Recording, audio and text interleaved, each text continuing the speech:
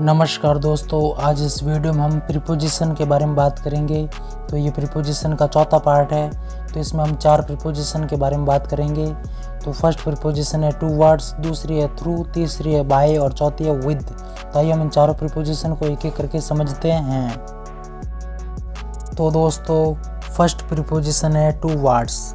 तो आइए हम इस प्रीपोजिशन का अर्थ समझ लेते हैं। तो इसका अर्थ है की ओर या तरफ। जब हम किसी दिशा की तरफ होते हैं तो वहाँ पर हम टूवर्ड्स का प्रयोग करते हैं। आइए दोस्तों अब हम इस प्रीपोजिशन को एग्जाम्पल से समझते हैं। तो फर्स्ट एग्जाम्पल है वह घर की ओर गए हैं, मतलब वह घर की दिशा की ओर गए हैं। तो यहाँ पर की ओर के स्थान पर हम टूवर्ड्स का प्रयोग करेंगे। तो आइए हम सेंटेंस को इंग्लिश में बनाते हैं। तो पहले हम लिखेंगे वह गए हैं, तो लिखेंगे ही हैज़ गॉन। फिर की ओर के स्थान पर हम लिखेंगे टूवर्ड्स और घर के लिए लिखेंगे होम। तो पूरा सेंटेंस बनेगा he has gone towards home.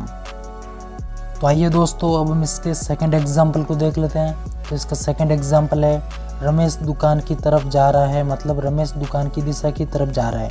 तो यहाँ पर की तरफ के स्थान पर हम टूवर्ड्स का प्रयोग करेंगे। तो आइए हम सेंटेंस को इंग्लिश में बनाते हैं। तो पहले हम लिखेंगे रमेश जा रहा है, तो लिखेंगे रमेश इज़ गोइंग।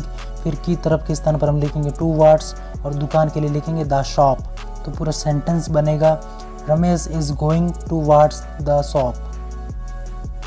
यदि दोस्तों आपने फर्स्ट प्रीपोजिशन को समझ लिया है तो अब चलते हैं सेकंड प्रीपोजिशन की तरफ। तो दोस्तों सेकंड प्रीपोजिशन है थ्रू। तो आइए हम इसके अर्थ को समझ लेते हैं। तो इसका अर्थ है के द्वारा या जरिए या फिर से।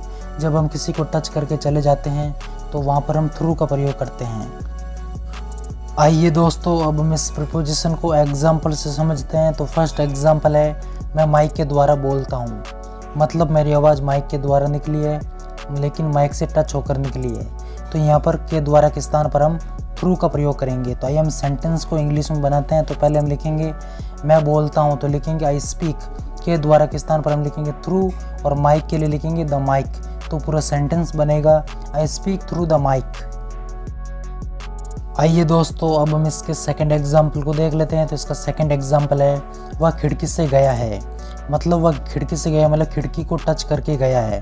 तो यहाँ पर से के स्थान पर हम थ्रू का प्रयोग करेंगे। तो आइए हम सेंटेंस को इंग्लिश में बनाते हैं। तो पहले हम लिखेंगे वह गया है, तो लिखेंगे ही हैज़ गॉन।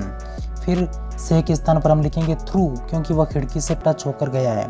फिर खिड़की के लिए लिखेंगे द विंडो। तो पूरा सेंटेंस बनेगा he has gone through the window. यदि दोस्तों आपने सेकंड प्रीपोजिशन को समझ लिया है तो अब चलते हैं थर्ड प्रीपोजिशन की तरफ। तो दोस्तों तीसरी प्रीपोजिशन है बाय। तो आइए हम इसके अर्थ को समझ लेते हैं। तो इसका अर्थ है के द्वारा या से। जब कोई किसी के टच में हो तो वहाँ पर हम बाय का प्रयोग करते हैं।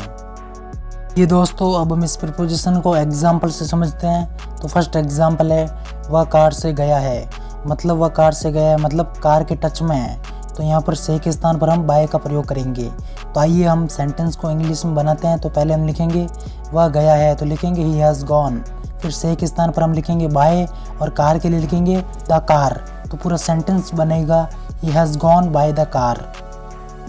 आइए दोस्तों अब हम इसके सेकंड एग्जाम्पल को देख लेते हैं। तो इसका सेकंड एग्जाम्पल है वह ट्रेन के द्वारा जाता है। तो यहाँ पर ट्रेन से वह टच में है, तो इसलिए यहाँ पर के द्वारा के स्थान पर हम बाय का प्रयोग करेंगे। तो आइए हम सेंटेंस को इंग्लिश में बनाते हैं। तो पहले हम लिखेंगे वह जाता है, तो लिखेंगे ही गोज़। फिर के द्वारा के स्थान पर हम लिखेंगे बाय और ट्रेन के लिए लिखेंगे द ट्रेन। तो पूरा सेंटेंस बनेगा he goes by the train. यदि दोस्तों आपने तीसरी प्रीपोजिशन को समझ लिया है तो अब चलते हैं चौथी प्रीपोजिशन की तरफ। तो दोस्तों चौथी प्रीपोजिशन है विद। तो आइए हम इसके अर्थ को समझ लेते हैं। तो इसका अर्थ है से या के साथ। जब हम किसी औजार या छोटी वस्तु के द्वारा कोई काम पूरा करते हैं तो वहाँ पर हम विद का प्रयोग करते हैं। आइए दोस्तों अब हम इस प्रीपोजिशन को एग्जाम्पल से समझते हैं। तो फर्स्ट एग्जाम्पल है राम पेन से लिखता है। तो यहाँ पर पेन एक छोटी वस्तु है, इसलिए यहाँ पर से के स्थान पर हम विद का प्रयोग करेंगे।